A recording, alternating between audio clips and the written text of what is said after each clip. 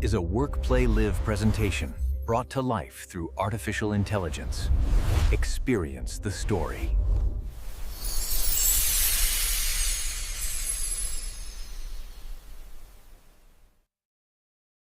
It was a cold, clear night in April 1912. The date was the 14th.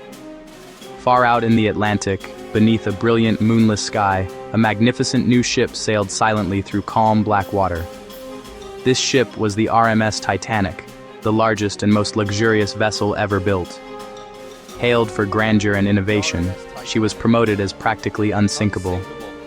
On her maiden voyage from Southampton, England, bound for New York City, the world watched with admiration. A masterpiece of engineering and design, boasting advanced watertight compartments and modern safety features. 16 watertight compartments promised resilience. Even before flooded, she should stay afloat. Confidence reigned. Technology would conquer any challenge. But the air had turned sharp, the sea gone still as glass, a sign of ice ahead. Wireless warnings of large ice fields arrived throughout the day, yet caused little alarm on the bridge. At speed, she pressed westward into the cold and dark, her nameplate gleaming under a sky of stars. The unsinkable ship sailed toward a silent, frozen enemy.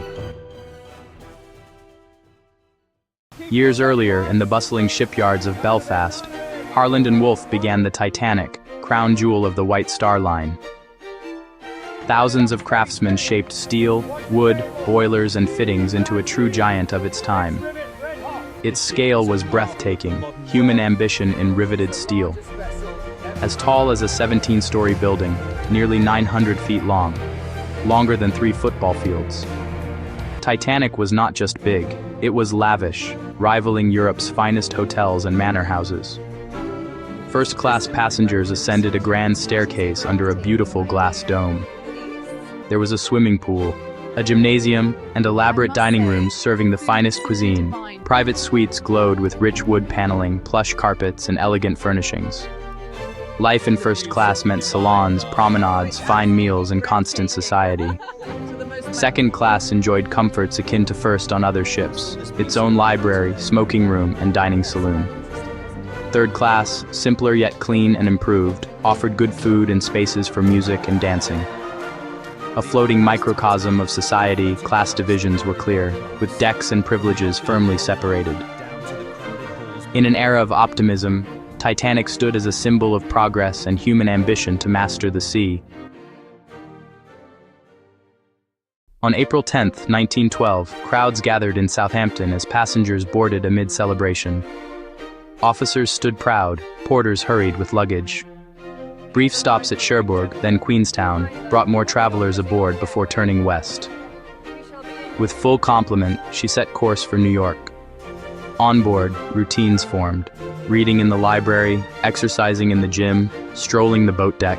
Evenings meant multi-course dinners, coffee, conversation, and music in elegant lounges. Among the famous, John Jacob Astor IV and his wife Madeline, enjoying the very best aboard. Second class was pleasant, comfortable cabins, handsome public rooms, and cheerful music.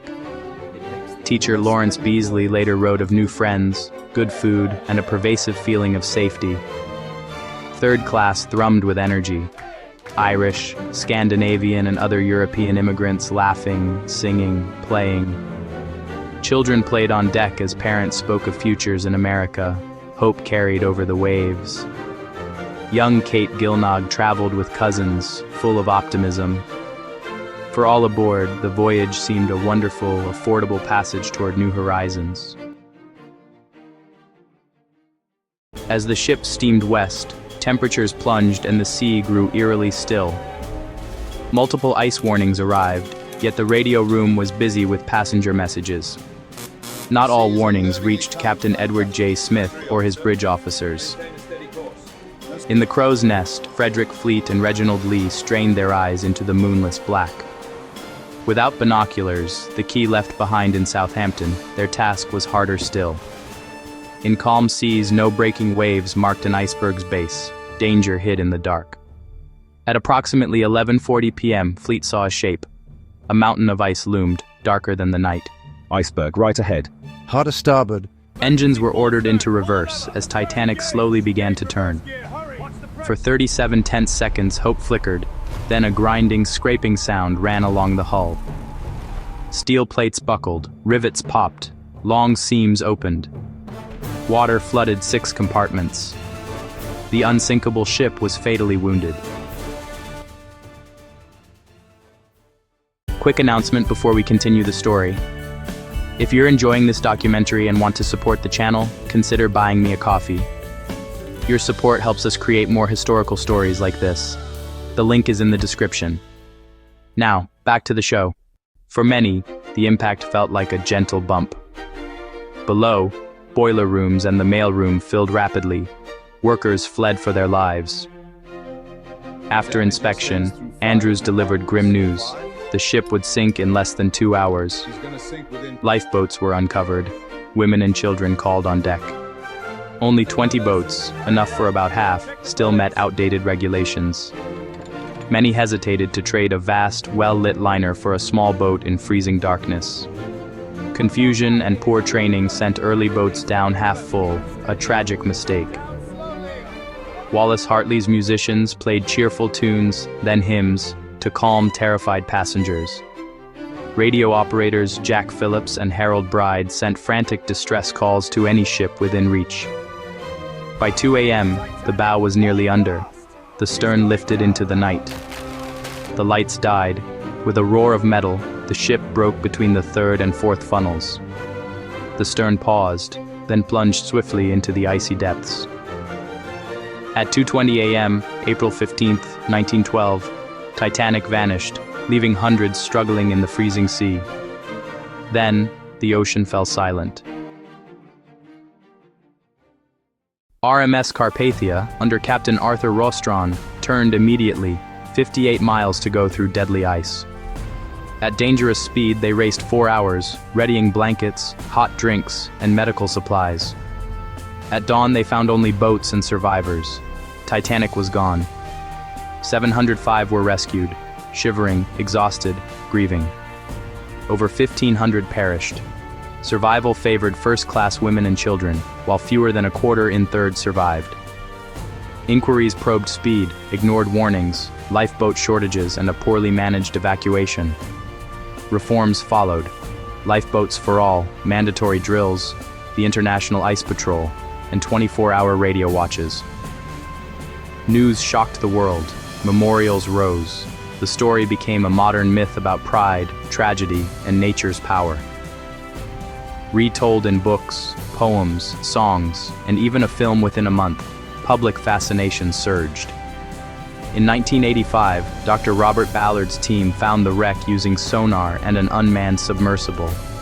They revealed the upright bow, a mangled stern, and a debris field strewn with machinery and personal items.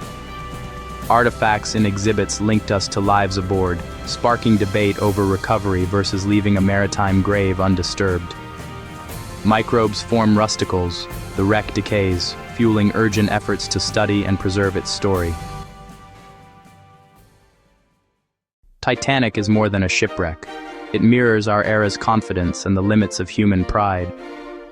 Belief in being unsinkable led to risky choices: speed through ice, too few lifeboats, weak emergency training.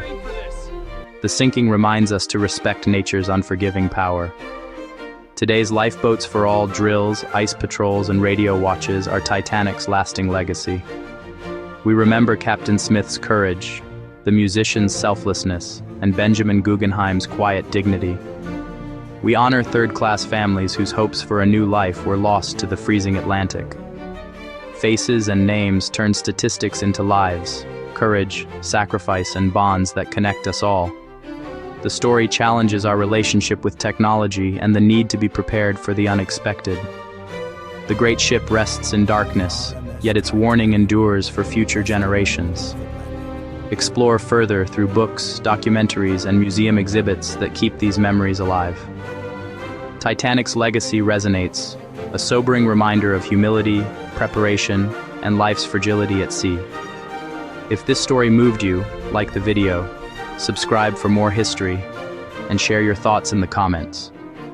Have you visited a Titanic exhibition or have a favorite story from that night? Let us know below.